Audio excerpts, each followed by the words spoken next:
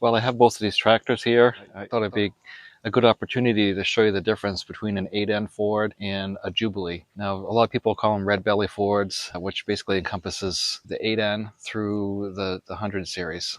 But today specifically, we're going to look at an 8N and a Jubilee, and we'll start out with the 8N. We'll show you some of the features of the 8N, move over to the Jubilee, and we'll show you the differences. So this is a 49, this is a 53, so we're looking at 4 years difference.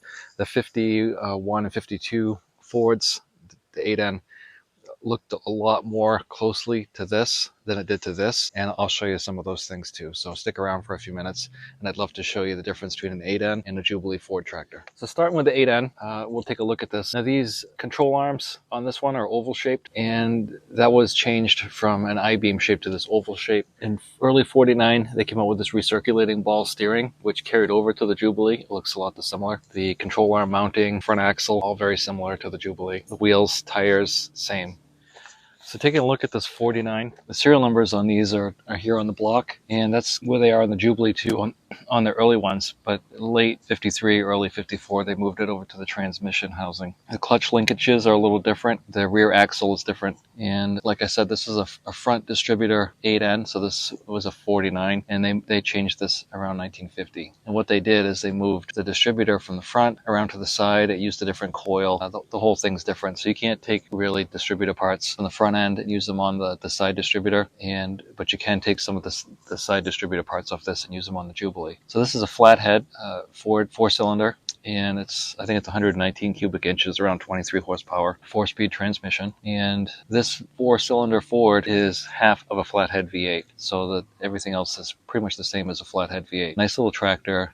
Everybody who had these at the time, they loved them. The only drawback that I could ever really say about the 8Ns is, one, the reverse is too fast, and two, the lack of live hydraulics, meaning if you push the clutch in, then your hydraulics stop. So kind of a disadvantage, but essentially this was the cat's pajamas back in the day because it did have the 3-point hitch. Even through the 70s and 80s when I was a kid, you saw a lot of people had these. Woods put out a mower at one point, so there was a finish mower that you could get for these, so you would see a lot of these for sale with the brand new finish mower on it with turf tires. They sold a lot of these, probably the most popular tractor ever sold. Ford 8N, like I said, you saw a lot of these in the 80s. A lot of homesteaders would buy them because of the 3-point hitch. They're still reasonably popular today because of that. If you've got a small piece of property and you want to haul some wood, or just rake your driveway, run a bush hog around a little bit, they're still really good for that. But if you do have a bush hog or something, you want to put an overrunning clutch on the back. And what that does is you got the centrifugal force of the mower turning, so you can't really push the clutch in because that centrifugal force is transferred through the PTO, and it doesn't allow you to stop the tractor. The front and rear rims are the same, the hubs are the same, the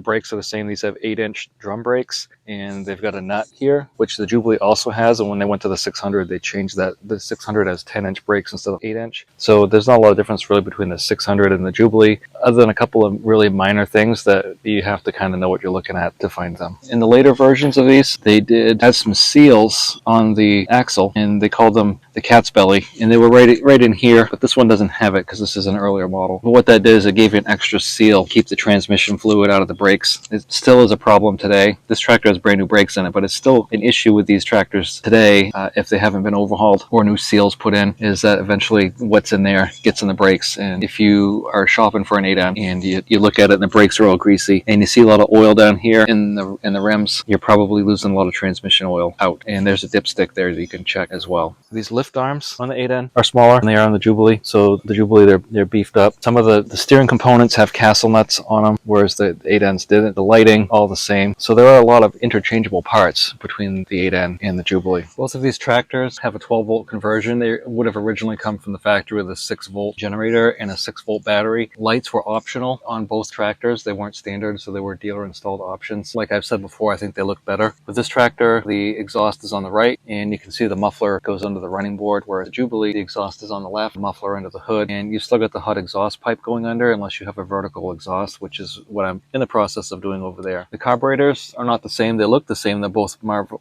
Chevrolet, but the difference is that the carburetor's on the right-hand side of this, so the air intake is backwards. So if you were to look at this on that, it looks like the same carburetor, but flipped around. So you can't really take the carburetor off this and put it on a Jubilee, or vice versa. Looking down here at the back of the Jubilee, you can see what I'm talking about with the cat's belly, and it's right here. It's kind of inside inboard a little bit, so it's a little hard to find, but it's definitely noticeable if you've got them parked side by side. So initially the casting of the rear ends look the same, but they're not. And additionally, you can't really take transmission off of either one and switch it, and that's because the Jubilee has a different transmission case in it, or a larger idler gear, which results in a slower reverse. So this one is much slower in reverse. With the 8N, the reverse gear is the same as third forward, so there's a lot of clutch riding involved with backing up with the 8N. Seats were the same. Again, these lift arms were different. The 3-point hitch is basically the same. You still got the cover on these, and the cover was more important on the 8N because you needed to engage the PTO in order to use the hydraulics, but not so much on here. This tractor actually has an adapter PTO that slides over it because that's not the standard. It's a 540 PTO, but the diameter is different, so it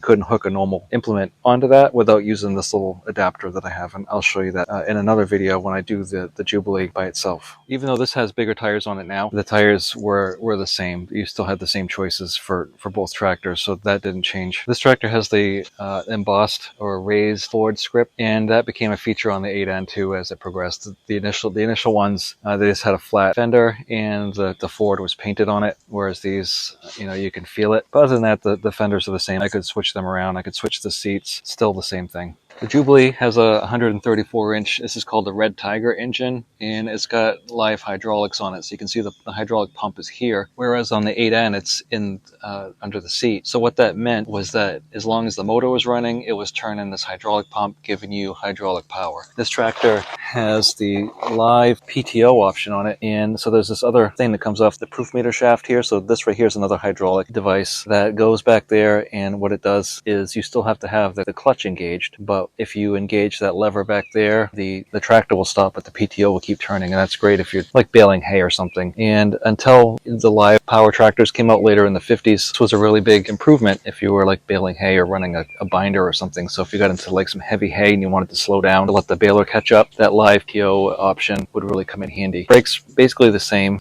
Everything looks the same. You could take the same transmission cover off either one and it would work. This right here has the updated knob, which you would see in the later 8Ns as well. The battery boxes are different because the engine's different. Obviously the dashboard is different, and the Jubilee has all new styling, so all new sheet metal. And this was a pretty big date, and so it's really not that much bigger. It's only about 100 pounds heavier, stripped down from the factory, and it's only just a little bit taller and a little bit longer. It's not really very much. Size-wise, they're pretty much the same, although this has the Red Tiger engine, about 30 horsepower. So it was noticeable when you're using this tractor that it ran better because it's an overhead valve, and also it had more oomph.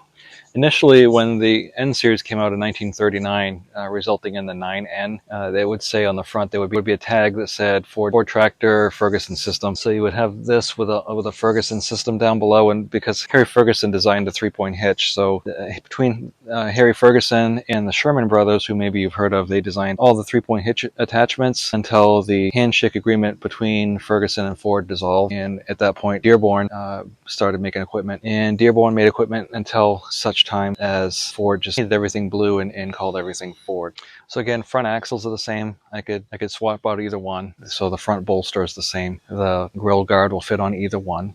And when you look on here, you'll see that the air cleaner is on the other side. So it hooks on different. The battery box is different. Solenoid's different. And the starter with the 8N, the solenoid's here. And with this one, solenoid's up here. And you can see the wiring harness I've got running behind. And also you can see that even though it's a Marvel carburetor, that the air intake is on the other side. When the 8Ns came out in 1948, they basically had dissolved the handshake agreement with Ferguson. So Ford was still using the design that Ferguson had patented for the hydraulics, and that it was a little bit different, but Henry Ford didn't care about patents. So Harry basically instructed that all the patents for the tractors come with his name on it. He'd sign it, and therefore Ford didn't really have the patents. So it's still strikes me as strange that even though he had the patents, he still was making quite a sum of money, because Ford was selling the the tractors, the 2N, 9N tractors, to Harry at a fixed price, and then Harry, I think he had like 11 or 1300 dealers, so he was able to set the price, and also he had the attachments. So most of the R&D and the capital invested as far as production was in the Ford side of the handshake agreements. After Henry Ford passed away, his grandson Henry Ford II decided,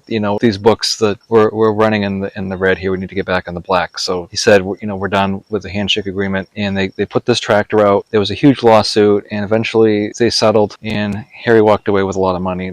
I have read a lot about Harry, and I don't think that his business partners really enjoyed him very much. And obviously I didn't know him personally, so I can't make a judgment call, but I would say that he was a difficult person to do business with. Now, beauty is in the eye of the beholder, and everybody to each his own. Or as Mom said, it takes all kind to make the world go around. I personally think this tractor is so much more attractive than that one, and I know people would disagree with me, but personally, this just has the feeling to me of the early 50s when America came into the jet age, and Chevrolet, Ford, all these motor companies were just making these designs, and they kind of went away from the Art Deco, and it's not really mid-century modern, but it's like this jet age shape, and you can see like the looks of this, and this was to like mimic the intake on a jet plane, and everything's just streamlined, and it's really a unique and interesting point in American history when we went through the jet age and everything was just trying to like be streamlined, and I just think they're really cool. Now, this is a Golden Jubilee. This is a 1953 tractor, and so it does have the correct Jubilee badge. They did make more Jubilees than NAAs, which were the 54 version,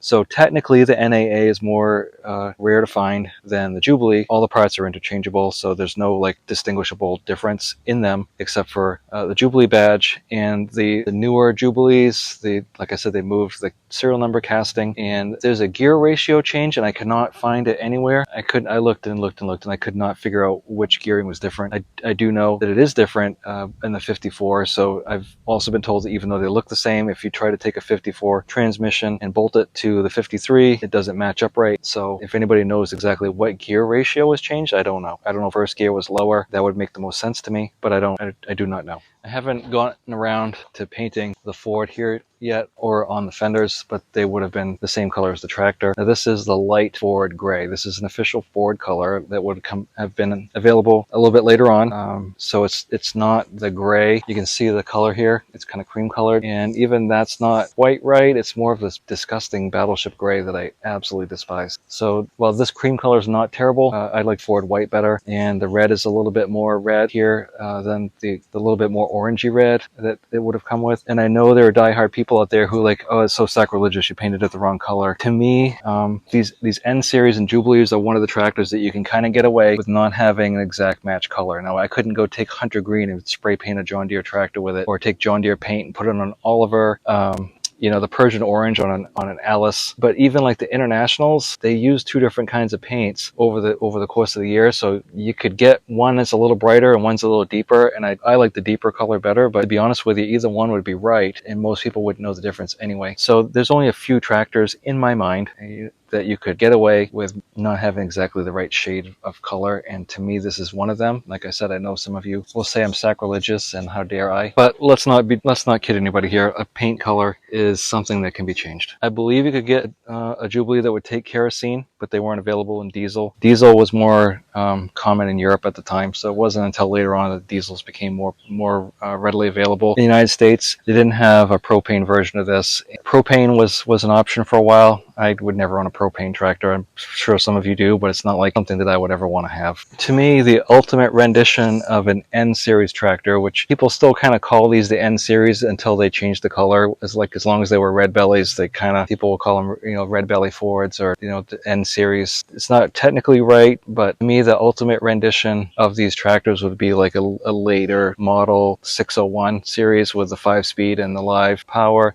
They had a 701 and a 901, which were like a row crop version. There was a 501 one that was offset. It was kind of like the Farmall A. and you had the 801s. The 801 to me is probably one of the best tractors Ford made. It was the ultimate red belly Ford. It had about 60 horsepower. It had a really good motor in it. Had the the bigger tires. Had the 5-speed transmission, live power. It was just an 801. I've never met anybody who had an 801. And the O in the middle, it could be anything. It could be dependent on if you had the 4-speed, 5-speed, PTO, no PTO, live PTO, regular PTO. So for just ease of conversation, people will call them a 601, 801, etc. So in my mind, if I could get the ultimate N series tractor, it would be an 801 with a 5-speed live power. That would be a really good tractor to have. So in late 54, they came out with the 600 tractor, the 700, 800, 900, like I said. So the first 600 series tractors that came out, they were basically a Jubilee with 10-inch brakes and better seals, and they just had a different badge here. Other than that, it was the same tractor. It was a good tractor, but